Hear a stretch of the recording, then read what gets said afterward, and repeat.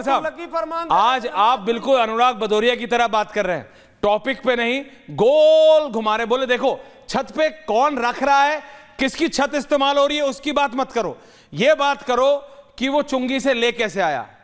आपकी बात में तर्क है, इतना मानता हूं कि कैसे ला रहा है, पुलिस कैसे लाने दे रही है, लेकिन पत्थर एक ऐसी चीज है चौधरी साहब, पत्थर एक ऐसी चीज है। सरवर साहब आप भी जानते हो, मैं भी जानता हूं, दिल्ली में जब वो दंगा हुआ था, पड़ोस के यहां भी जाने की जरूरत नहीं थी, अपने ही घर की मुंडेर से एक लाइन 40 ईंटों के चट्टों के रोड़े बना के लोगों ने इकट्ठे किए थे।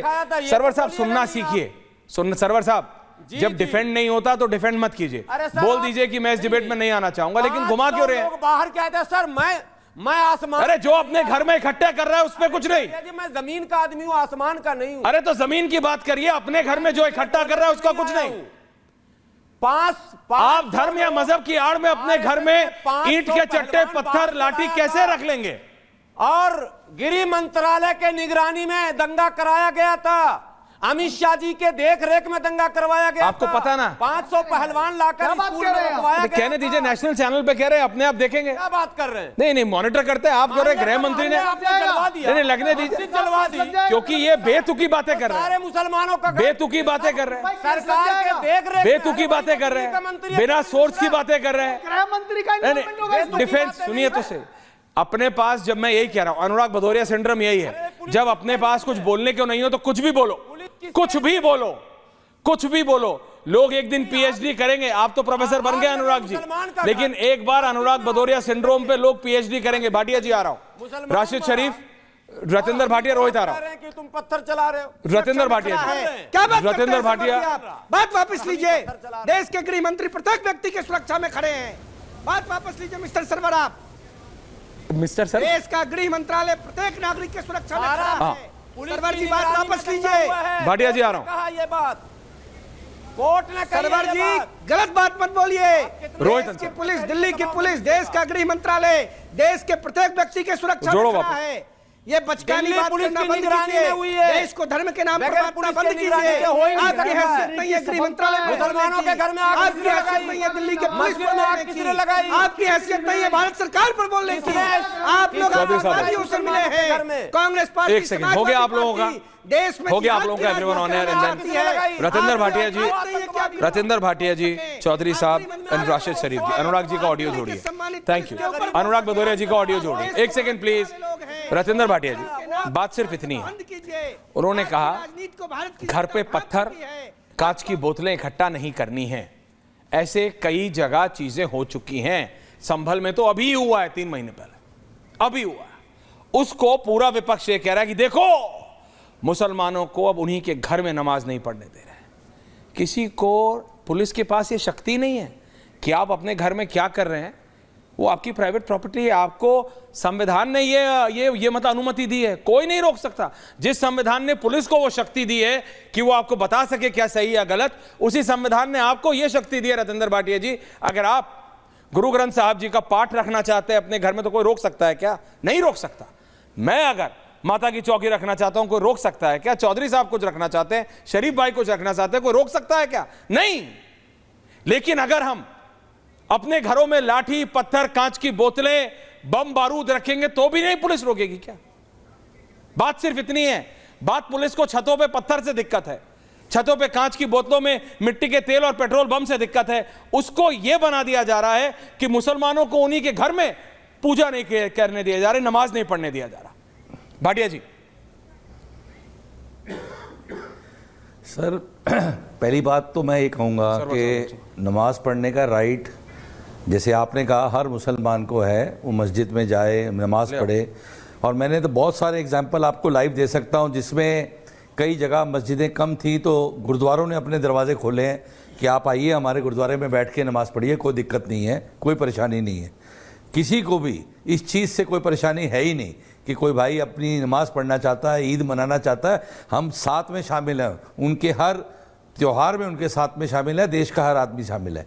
जहाँ तक रही बात पत्थरबाजी इकट्ठी करने की, तो अगर सड़क पे पुलिस को अंदाज़ा होता है कि इस सड़क पे कोई जाने वाले से कोई प्रॉब्लम हो रही है तो वहाँ बैरिकेडिंग कर देते हैं, करते हैं ना बैरिकेडिंग, वो प्रिकॉशनली होता है।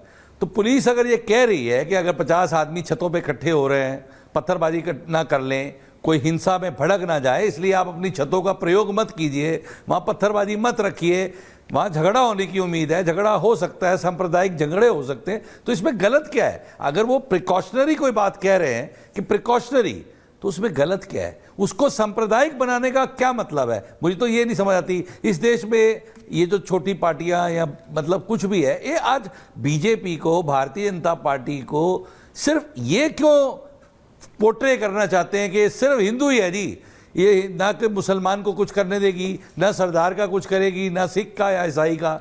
ये इन्होंने पोर्ट्रे करना है, इसको पोर्ट्रे करके इनकी राजनीति चल रही है। अदरवाइज इनकी राजनीति तो चल नहीं रही। हर जगह तो ये हार जाते हैं, लोग इनको लाइक नहीं करते, लोग, इनके पास कोई पॉलिसी नहीं है, तो अब ये घूम फिर के सांप्रदायिकता पे आ जाते हैं। कभी ईद की बात करते हैं, कभी किसी चीज की बात करते हैं। पॉइंट सिंपल है कि आप किसी भी प्रकार के दंगे के लिए कोई भी चीज इकट्ठा नहीं कर सकते। अपने छतों को प्रिकॉशनरी मेजर में पुलिस ने कहा है आप यूज मत कीजिए, वो भी ईद वाले दिन, ताकि वहां पर कोई झगड़ा होने की उम्मीद ना हो। आप नमाज पढ़िए, आप मस्जिद में जाके पढ़िए, आप अपने घर में पढ़िए, कोई नहीं रोक रहा। और अगर किसी भाई को कोई प्रॉब्लम है, आप मेरे घर में आके पढ़िए, आप हमारे गुरुद्वारे में आके पढ़िए, कोई प्रॉब्लम नहीं है अगर आपको जगह कम पड़ती है तो। लेकिन अपने छतों पर पत्थर इकट्ठे करना या लोग इकट्ठे करने से भी पुलिस कहती है भाई प्रिकॉशनरी मेजर पे आप मत इकट्ठे होइए, मत इकट्ठे होइए। किस लिए इकट्ठे होना? राशिद भाई बताइए ना, आपने नमाज पढ़नी, नमाज जाके दिक्कत पूजा या नमाज से नहीं है, नमाज पढ़िए, कोई नहीं रोक रहा आपको। राशिद भाई भाटिया जी बोल रहे थे। हाँ राशिद जी, कोई झगड़ा ही नहीं है। ओके, पूजा नमाज का तो कोई झगड़ा ही नहीं है। राशिद जी, राशिद जी, नमाज से दिक्कत नहीं है ना। गुरुद्वारा हमारे सरदार बैठे हुए हैं, मैं बहुत बहुत शुक्रिया अदा करता हूं सरदार साहब का, हमारे जो मुसलमानों के लिए गुरुद्वारा खोल दिए। मेरे मोहल्ले में गुरुद्वारा है, इतवार को सब जमा होते हैं, माशाल्लाह बड़ा अच्छा दिखता है, बड़े खुश होते हैं हम कि कई गाड़ियाँ रोडों पे रहते, किसी को कोई तकलीफ नहीं होती, बड़े खुश होते हैं हम। बाजू क्रिश्चियन है हमारे पास, है जो चर्च है, वहाँ पे भी इतवार को सब जमा होते, वहाँ पे भी रोड थोड़ा डिस्टर्ब होती, हम बड़े खुश होते हैं। ये लोगों को क्या तकलीफ हो जा रही भैया नमाज से? ये लोगों को क्या तकलीफ हो रही?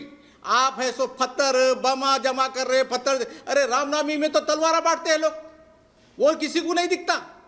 हाँ, अगर ऐसा होता भी है, अगर जो बोल रहे बार बार जो दुनिया को बताना चाह रहे कि बमा रख रहे, पत्थर रख रहे, सुना आपने हमने किसी को मारा हो? फलाना है, ये अरे जो राशिद बार साहब, बार जो हमने रिपीट कभी मारा होता है, किसी सुनिए को? सर, अरे सुनिए बाबा, हमने मारा पहले किसी पहले को? जो बदलाव करने की हमने मारा मुसलमानों को किसी कोशिश को? की जा रही है, हमने ये यज्ञ सब करे तुम क्या? अपनी नाकामी हमने छुपाने किसी के की लिए, हत्या करी तुम क्या? नाकामी, तुम रोहित फेल वेट हो आ रहा गए। डबल इंजन हमने की नहीं सरकार किया। हिंदुस्तान में फेल है, और बीजेपी सुनिए, सरकार बिल्कुल, इस देश में एक चीज का बहुसंख्यक मैं हिंदू बिल्कुल है, हमारे नरेंद्र मोदी इसलिए जी की सब तारीफ सुरक्षित करूंगा है। कि और नहीं तो 32 पाकिस्तान में लाख किट देखिए, जो बनाए, जहां उसका मैं अल्पसंख्यक शुक्र हुआ है, हिंदू, शुक्रिया कर- आपने एक मिनट पहले सुनिए उनको बाबा, निगल पहले लिया, आता ना उन जाता पाकिस्तान साले के बढ़िया मुसलमानों ने निगल लिया वही उनको। पर-